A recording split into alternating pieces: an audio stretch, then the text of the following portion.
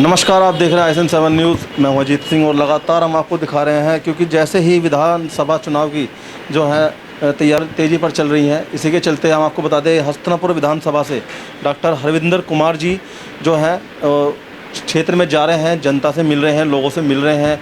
और अब हम देखेंगे कि किस तरह से जो जनता उनको अपने मतलब क्या उनको बता रही है, क्या सुझाव दे रही है, किस तरह से वो देख रहे हैं हस्तिनापुर की सीट को इस बार वो तैयारी कर रहे हैं। तो सर से जानते हैं कि किस तरह से वहाँ पर चुनाव की तैयारी वो कर रहे हैं। बहुत बहुत भीम शुक्रिया आपका, आपके दर्शकों का। दरअसल क्या है कि हमने स्नातक MLC का चुनाव लड़ा है 2020 का, जो 5 दिसंबर को ख़त्म हुआ है, और 10 दिसंबर से हम हस्तिनापुर विधानसभा में लगे हुए हैं 2022 के लिए। तो हमारा मेन उद्देश्य यही है कि हम लोगों के बीच में जा कर के जो उनकी समस्याएं हैं, जो वर्तमान विधायक हैं या पूर्व विधायकों ने नहीं पूरी की है, तो उन समस्याओं से अवगत हो रहे हैं। लोगों के बीच में जा कर के अपने आप को जनवा रहे हैं और लोगों को जान रहे हैं कि लोग चाहते क्या हैं।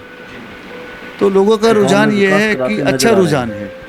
और साथ ही साथ जो BJP की जो नीतियां हैं, जो जन विरोधी नीतियां हैं, उनके बारे में लोगों को गांव-गांव जा कर के अवगत करा रहे हैं। ये है। जैसे कि सर अब बिजली से काफ़ी परेशान है लोग कि यूपी में इतनी महंगी बिजली कर दी गई है और बहुत सारे मुद्दे हैं, कई सारे मुद्दे उठा लो आप। देखिए, पूरे भारत के अंदर अगर बिजली सबसे ज़्यादा महंगी है तो इस योगी सरकार में है। सबसे ज़्यादा भारत के अंदर यही राज्य ऐसा है जहाँ बिजली सबसे महंगी है। और अगर देश की बात करेंगे तो देश तो बिक चुका और जो बचा है वो बिकने के कगार पे है। 27 जो प्रॉपर्टी हैं विदेशों में, उन पे कब्जा किया जा रहा है क्योंकि भारत सरकार उनका पैसा नहीं दे रही है। ये विदेशों में भी जो हमारी प्रॉपर्टी पड़ी है वो भी एक तरह से बिकने जा रही है। भारत के अपने अंदर की जो प्रॉपर्टी वो बिकने जा रही है। आप देखिए, अभी 400 रेलवे स्टेशन बिक गए, 25 एयरपोर्ट बिक गए, 17 हाईवे उसके राजस्थान के बिक गए। और सरकार कह रही है कि तमाम जितने भी हाईवेज हैं सब पे टोल प्लाजा की संख्या बढ़ा दीजिए। हर जगह लगाया। हाँ, संख्या बढ़ाने का मतलब क्या है? पहले से टोल प्लाजा है और संख्या बढ़ाने का क्या मतलब है कि और नज़दीकी और लूटा जाए।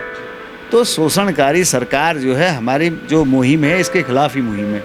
और एक विधानसभा में नहीं है, हमारी संस्था चलती है। उस संस्था के तहत बाकी विधानसभाओं से मीरापुर है, खतौली है, सिवाल खास है, दक्षिण विधानसभा मेरठ की है, सभी विधानसभाओं पे हम जो BJP के खिलाफ जनमत तैयार कर रहे हैं। संस्था का नाम SC ST OBC minority welfare association है।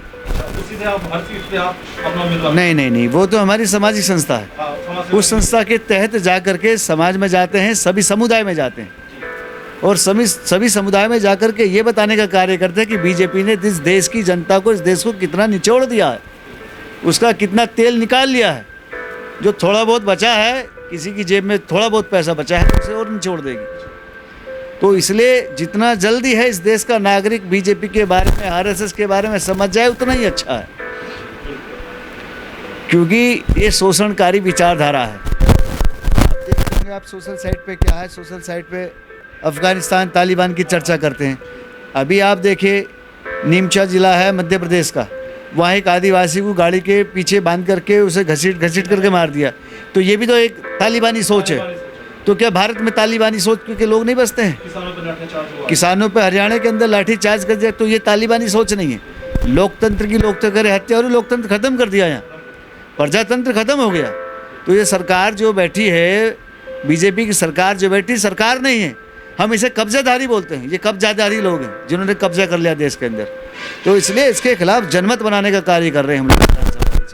तो हस्तिनापुर में भी जाकर के, सभी समुदाय में जाकर के इसके खिलाफ जनमत खड़ा हो गया है। BJP को तीसरे नंबर वाला हस्तिनापुर में खास कर।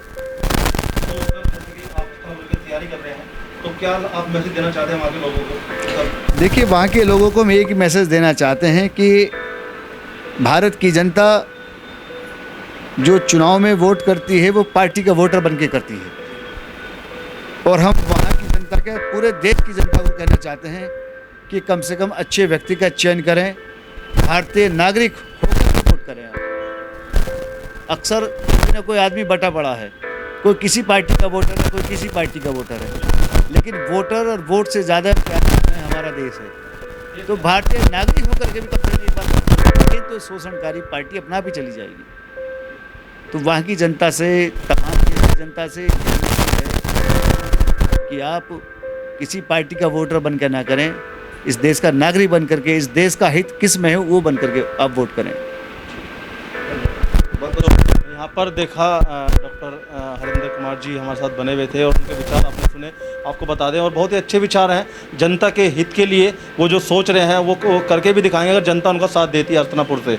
अब आने वाले टाइम में पता चलेगा कितना यहाँ पर जनता समर्थन डॉक्टर साहब को करती है। मैं कैमरामैन संजय के साथ अजीत सिंह, ISN 7। देशवासियों को जन्माष्टमी की बहुत बहुत शुभकामनाएं।